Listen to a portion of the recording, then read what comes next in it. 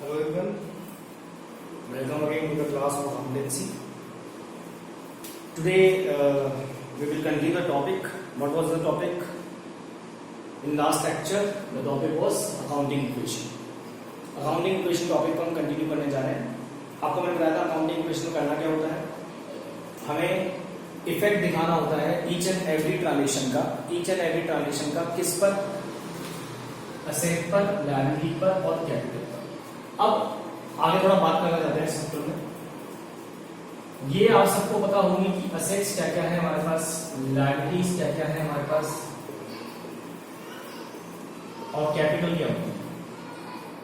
तो देखिए असेट पे तो जैसे कैश, बैंक, स्टॉक, डेटर मतलब जिनसे पैसे ले रहे हैं कस्टमर हमारे, डेटर मतलब कस्टमर्स.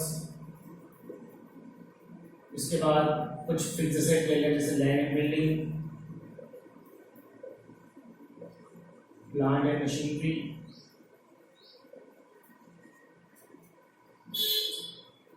और फर्नीचर, मतलब ऐसी कोई भी फिक्स्ड टेंजिबल एसेट आपको दिख जाए. ठीक है. इसके बाद कोई सपोज एक्रूड इनकम का मतलब होता है इनकम जो अर्न कर ली बट हमको मिली नहीं.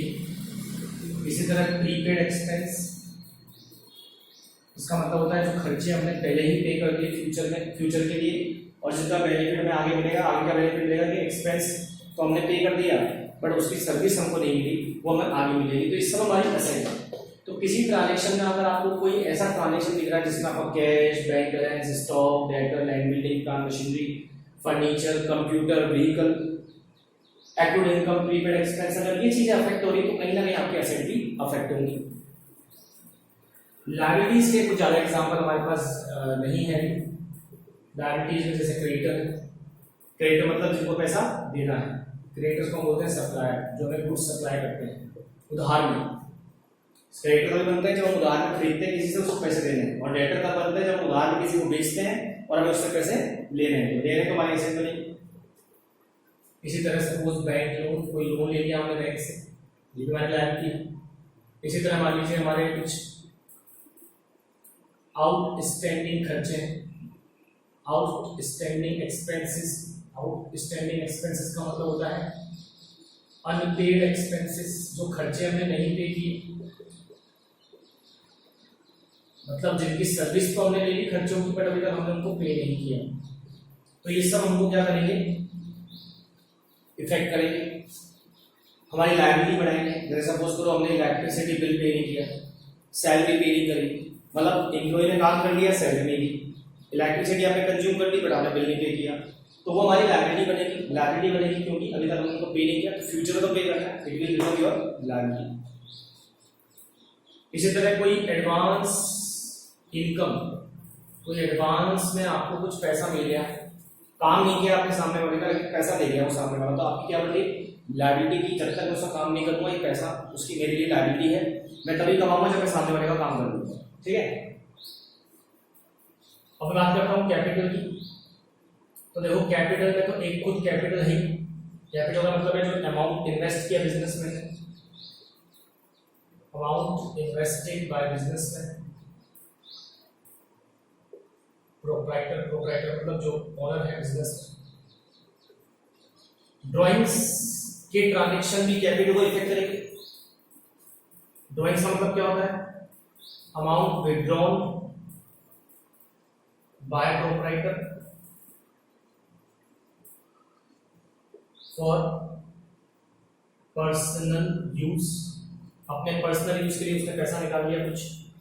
तो कैपिटल भी प्रोप्राइटर की है, ये पैसा भी प्रोप्राइटर निकाल रहा है. तो हम लोग क्या करते हैं, ड्राइंग्स को सेट ऑफ कर लेते हैं कैपिटल में से, मतलब ड्राइंग्स का जो पैसा है वो कैपिटल में से माइनस कर देते हैं क्योंकि हमें उसकी जो कैपिटल है पार्टनर की या बिजनेसमैन की वो हमें देनी है, और ये पैसा जो ड्राइंग का है बिजनेसमैन से लेना है क्योंकि उसने बिजनेस से पैसा निकाला है या कुछ और भी चीजें गुड्स वगैरह निकाले हैं, तो उसका पैसा हमें उससे लेना है. तो हम क्या करते हैं, उससे लेते नहीं है, उसकी जो कैपिटल हमारे पास पड़ी होती है उसमें से माइनस कर देते हैं. ठीक है. अब ध्यान रखें इसके अलावा जितने भी इनकम, एक्सपेंसेस प्रॉफिट्स और लॉसेस, ये सब भी कैपिटल से ही एडजस्ट किए जाएंगे। क्यों? क्योंकि इनकम या प्रॉफिट होने से बिजनेस का प्रॉफिट बढ़ेगा। इनकम या प्रॉफिट हो रहा है या इनकम हो रही है मान लीजिए, तो बिजनेस का प्रॉफिट बढ़ेगा। और प्रॉफिट किसका? अल्टीमेटली बिजनेसमैन का।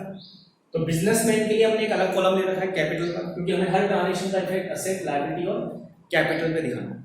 तो अगर आपका कोई अमाउंट जो है बिजनेसमैन का इन्वेस्ट किया है उसने, प्रोप्राइटर ने, तो वो कैपिटल है। और अगर इनकम बिजनेस कमा रहा है तो इनकम से बिजनेस का प्रॉफिट बढ़ेगा, और प्रॉफिट बढ़ने का सीधा सा मतलब है प्रॉफिट किसको मिलेगा? बिजनेसमैन को मिलेगा, प्रोप्राइटर को मिलेगा। तो उसकी हम कैपिटल में उसको ऐड कर देंगे। इसी तरह किसी एक्सपेंस के होने से, कोई खर्चा अगर हमारे पास होता है तो खर्चे के होने से हमारी जो कह सकते हैं कि हमारा एक तरीके से लॉस बढ़ेगा, यही बोल दो प्रॉफिट कम होगा। तो एक्सपेंस होने से लॉस होगा, या प्रॉफिट हो रहा है तो कम हो जाएगा प्रॉफिट। अल्टीमेटली प्रॉफिट या लॉस जो भी हो किसका, वो बिजनेसमैन का, तो हम लोग डायरेक्ट क्या कर लेंगे, इसको भी कैपिटल में से ही एडजस्ट कर लेंगे। तो अगर कोई इनकम या प्रॉफिट हो रहा है, एक्सपेंस या लॉस हो रहा है, तो वो कैपिटल से ही डायरेक्ट एडजस्ट कर लेंगे। डायरेक्ट करने का कारण ये है कि हम लोग उसका सीधा इफेक्ट, क्योंकि प्रॉफिट इनकम एक्सपेंस का इफेक्ट प्रॉफिट लॉस पे पड़ेगा, और प्रॉफिट लॉस अल्टीमेटली बिजनेसमैन को मिलने वाला है। तो हम लोग क्या कर रहे हैं, सीधा इनकम और एक्सपेंस का इफेक्ट भी बिजनेसमैन को ही दे रहे हैं। बिजनेसमैन मतलब उसकी कैपिटल। कैपिटल रिप्रेजेंट करती है बिजनेसमैन को, उसके जो बिजनेस का प्रोप्राइटर है उसको। तो उसी में से हम लोग ये चीजें एडजस्ट कर लेते हैं। तो ध्यान देंगे, जो ड्राइंग्स है वो कैपिटल में से माइनस होगी, क्योंकि ड्राइंग्स करने से कैपिटल कम होगी। कैपिटल में से निकाल लेंगे वो पैसा जो बिजनेसमैन ने बिजनेस से निकाल लिया। इनकम या प्रॉफिट होने से कैपिटल इंक्रीज होगी, क्योंकि प्रॉफिट बढ़ेगा। इनकम या प्रॉफिट होने से तो प्रॉफिट बिजनेसमैन को दिया जाएगा, तो बिजनेसमैन को जब दिया जाएगा तो उसकी कैपिटल में जोड़ दिया जाएगा, तो उसकी कैपिटल बढ़ जाएगी। और अगर कोई एक्सपेंस या लॉस होता है तो इससे आपकी कैपिटल कम हो जाएगी, क्योंकि इससे हमारे को लॉसेस होंगे, और लॉसेस होंगे तो कैपिटल बिजनेसमैन का ये प्रॉफिट लॉस जो भी है, या उसका प्रॉफिट कम होगा यूं कह दो एक्सपेंस होने से, तो उसकी कैपिटल में से हम क्या कर देंगे, माइनस कर देंगे, उसकी कैपिटल में से निकाल देंगे। तो हमने देखा कि हमारे किसी भी ट्रांजेक्शन, अब देखो कोई भी बिजनेस ट्रांजेक्शन होगा,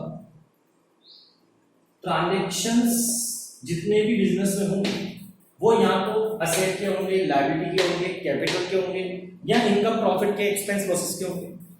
तो अब किसका इफेक्ट किस पर दिखाना है हमें ये समझ में आना चाहिए। एक छोटा सा एग्जांपल है, जैसे सपोज हमने सैलरी पे करी, सैलरी पे ₹10,000। तो सैलरी पे करने से एक तो आपकी कैश कम हो जाएगा, और दूसरा सैलरी आपका एक्सपेंस है तो कैपिटल भी कम हो जाएगी। समझ आ रही बात की? तो इस ट्रांजेक्शन से एक तो हमारी असेट कम हो गई, कैश चला गया, और दूसरा हमारा एक्सपेंस हो गया तो हमारी कैपिटल भी क्या हो गई, कम हो गई। क्योंकि एक्सपेंस होने से प्रॉफिट कम होगा, बिजनेसमैन का प्रॉफिट कम होगा, तो उसी कैपिटल में से कम कर लेंगे। इसी तरह मान लीजिए हमें कमीशन मिल रहा, कमीशन रिसीव, कमीशन हमारे लिए इनकम है, मान लीजिए 5,000 कमीशन मिला, तो कमीशन आ रहा है तो हमारे पास क्या बढ़ेगा, कैश असेट बढ़ जाएगी, कैश असेट बढ़ जाएगी, और कैपिटल भी बढ़ जाएगी, क्योंकि कमीशन हमारी इनकम है, इनकम होने से हमें प्रॉफिट होगा, प्रॉफिट होगा तो बिजनेसमैन का प्रॉफिट है, वो बिजनेसमैन का जाएगा, उसी कैपिटल में इसको जोड़ देंगे, प्रॉफिट को भी, आपका क्या प्रॉफिट है, आगे जाओ। कुछ ट्रांजेक्शंस जैसे ड्राइंग्स है, जैसा कुछ गुड्स विथड्रॉन बाय प्रोप्राइटर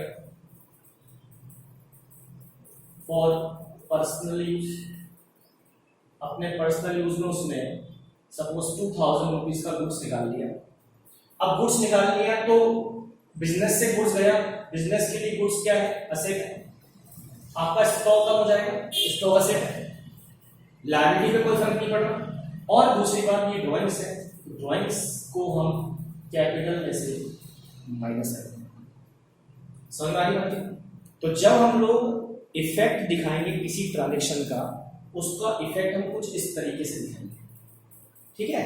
तो हमारे पास ये ध्यान रखना है कि किसी भी ट्रांजेक्शन से असेट पर, लायबिलिटी पर और कैपिटल पर तीनों पर या किसी एक पर भी इफेक्ट पड़ सकता है, लेकिन हर ट्रांजेक्शन के बाद, जैसा कि मैंने प्रीवियस क्लास में बताया था, हमें प्रूफ क्या करना है कि असेट का टोटल लायबिलिटी प्लस कैपिटल के टोटल के हमेशा इक्वल ही आएगा।